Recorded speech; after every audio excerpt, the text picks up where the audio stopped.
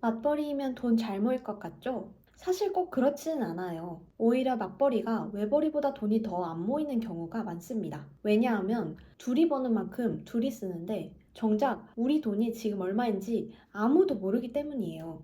저희도 딱 그랬습니다. 그런데 네 가지를 바꾸자 결혼하고 1년 만에 1억 2천을 모았습니다. 핵심은 버는 돈을 부부가 같이 보는 구조를 만든 거였어요. 첫 번째는 선저축, 후지출을 하지 않았다는 겁니다. 아마 의외라고 생각하실 거예요. 다들 월급 들어오면 적금부터 넣어라. 남은 돈으로 살아라. 이렇게 이야기하잖아요. 처음엔 저희도 그대로 했습니다. 적금도 여러 개 만들고 월급이 들어오면 바로 주식 투자도 했어요. 그게 돈 잘 모으는 방법이라고 굳게 믿었었거든요. 그런데 현실은 달랐습니다. 갑자기 결혼식 축의금 나가고 자동차 보험료를 내야 하고 부모님 용돈이나 예상 못한 병원비까지 생기면 적금을 깨거나 주식이 마이너스인데도 울며 겨자 먹기로 팔아야 합니다. 그때 처음 느꼈어요. 아, 돈이 먼저 먹는 게 중요한 게 아니구나. 돈이 새지 않게 만드는 게 먼저구나. 그래서 저희는 순서를 바꿨습니다. 저축을 먼저 한 게 아니라 지출을 먼저 통제했어요. 한 달 예산을 먼저 정하고 그 안에서만 쓰기로 했습니다. 그리고 남은 돈은 무조건 저축과 투자로 보냈어요. 신기하게도 이 방법을 쓰고 나서 저축이 훨씬 쉬워졌습니다.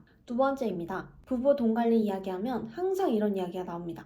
통장을 합쳐라. 저희도 많이 들었습니다. 그런데 저희는 통장을 합치지 않았습니다. 대신 역할을 나눴는데요. 예를 들어 월세와 관리비는 남편, 식비는 저 이런 식으로요. 그러니까 신기한 변화가 생겼습니다. 예전에는 남편 통장에 얼마 있지? 내 통장에 얼마 있지? 를 봤는데 이제는 이번 달 식비 얼마 썼지? 생활비는 예산 안에 들어왔지? 를 보게 되더라고요. 돈은 통장 때문에 안 모이는 게 아니라 어디로 새는지 모르기 때문에 안 모인다는 걸 알게 됐습니다. 그리고 또 하나, 통장을 굳이 합치지 않아도 서로 계좌에서 나가는 돈을 공동의 돈으로 느끼게 됩니다. 또 통장을 한쪽으로 몰아 관리하는 방식은 상황에 따라 세금이나 자금 이동을 고려해야 하는 경우도 있기 때문에 저희는 처음부터 항목 중심으로 관리하는 방식을 선택했습니다. 그래서 지금도 저희는 통장 잔고보다 이번 달 예산을 잘 지켰는지를 훨씬 중요하게 보고 있습니다. 세 번째입니다. 저희는 예산을 매달 새로 짜지 않습니다. 연초에 1년 예산을 한 번에 짭니다. 처음에는 저희도 매달 월급이 들어오면 이번 달 어떻게 살아야 할지만 생각했어요. 그런데 이상하게 항상 돈이 부족했습니다. 왜냐하면 돈이 매달 똑같이 나가는 게 아니더라고요. 자동차세, 명절 용돈, 경조사비, 여행, 보험료, 생일 선물 등등. 항상 이번 달은 예외야 라는 일이 생겼어요. 그런데 그런 예외가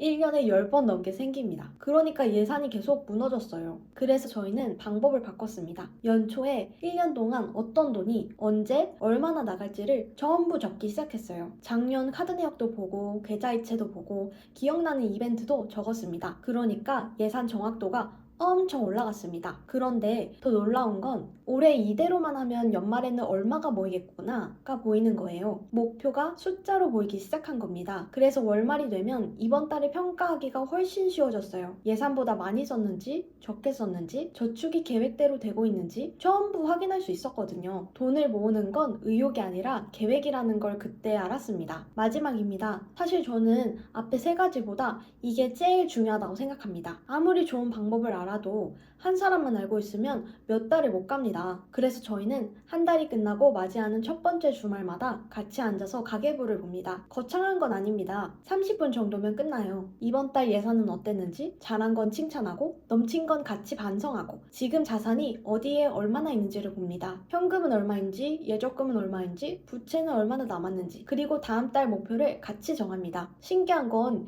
이걸 반복하니까 돈 관리가 게임처럼 변했다는 거예요. 이번 달은 목표보다 20만 원 더 모았네? 이번 달은 식비가 조금 넘었네? 다음 달은 이렇게 줄여보자. 이런 얘기를 하게 됩니다. 예전에는 돈 얘기만 하면 싸웠는데 지금은 같은 목표를 같이 깨는 느낌이에요. 그래서 저는 돈 관리는 절약 기술이라고 생각하지 않습니다. 특히 부부 돈 관리는 누가 더 쓰고 누가 덜 쓰고를 감시하는 게 아니라 같은 목표를 같은 방향으로 바라보는 과정이라고 생각합니다. 결국 저희가 1년 만에 1억 2천을 모을 수 있었던 것도 돈을 더 잘 벌어서가 아니라 둘이 같은 방향을 보고 있었기 때문입니다. 그래서 오늘 내용을 한 문장으로 정리하면 이겁니다. 겁니다. 돈은 많이 버는 사람이 모으는 게 아니라 같이 관리하는 사람이 모읍니다. 저희는 그걸 둘이 같이 쓰는 가계부 하나로 해결했습니다. 흩어져 있는 돈이 한눈에 보이고 목표도 같이 볼 수 있게요. 사실 저희도 이 가계부를 처음부터 잘 쓴 게 아닙니다. 여러 가지 시행착오 끝에 지금 방식으로 정착했습니다. 그래서 저희가 실제로 어떻게 세팅했고 왜 이 방식을 쓰는지 처음부터 따라할 수 있도록 따로 영상을 정리해 두었습니다. 고정 댓글에 남겨둘 테니 부부가 함께 돈 관리 시작하고 싶으신 분들은 한번 보시면 도움이 되실 거예요. 그리고 앞으로도 저희가 목표를 향해 가는 과정, 성공한 것뿐만 아니라 실패한 것도 솔직하게 공유하겠습니다. 같이 돈 때문에 불안하지 않는 미래를 만들어 봐요.